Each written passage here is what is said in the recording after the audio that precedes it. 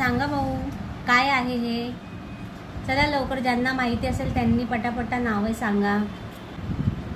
नमस्कार मंडळी, मी प्रमिला तेलंग. पाहू शकता तुम्ही इथे बघा, मी बाजारात गेले, मला ना दिसले बाजारामध्ये, तर मला मोह आवडता आला नाही. मी पटकन घेतले आणि मला ना माझ्या लहानपणाची आठवण आली.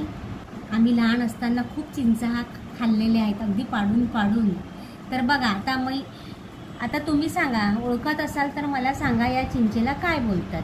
तर आपल्या इथे या चिंचेला इलायती चिंच पण म्हणतात, पण आमच्याकडे ना चोर चिंच म्हणतात. मी याला चोर चिंच म्हणते. सांगा तुमच्याकडे काय म्हणतात? हे बघा, चिंचेला ना जंगली जिलेबी पण असं म्हटलं जातं बरं का. आणि ह्या चिंचेचे आपल्या शरीराला भरपूर असे अनेक फायदे आहेत. आता ते फायदे कोणते तर मी तुम्हाला ते थोडक्यात सांगते. हे बघा, पाहू शकता तुम्ही, ह्या चिंच आहेत ना आपली रोगप्रतिकार शक्ती वाढवतात.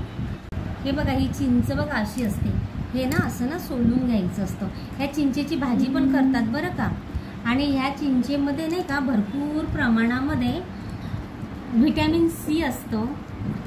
कॅन्सरसाठी सुद्धा भरपूर फायदेशीर आहे. ज्यांना मधुमेहाचा आजार असेल, म्हणजे शुगर असेल, डायबिटीस, त्या डायबिटीसवर सुद्धा, मधुमेहावर खूप असं गुणकारी आहे बरं का ही चिंच. मधुमेह ज्यांना आहे ना शुगर, त्यांनी जर 1 महिना सेवन केलं ना या चिंचेचं, हे बघा, तर भरपूर प्रमाणामध्ये फायदा होतो. हे बघा, अशा चिंच आहेत ना, ह्या अशा सोलायच्या. तुम्ही आहे ना भाजी करून पण खाऊ शकता आणि नुसती कच्च्या पण खाऊ शकतात. मी तर शक्यतो कच्चाच खाते, मला कच्चा खायला फार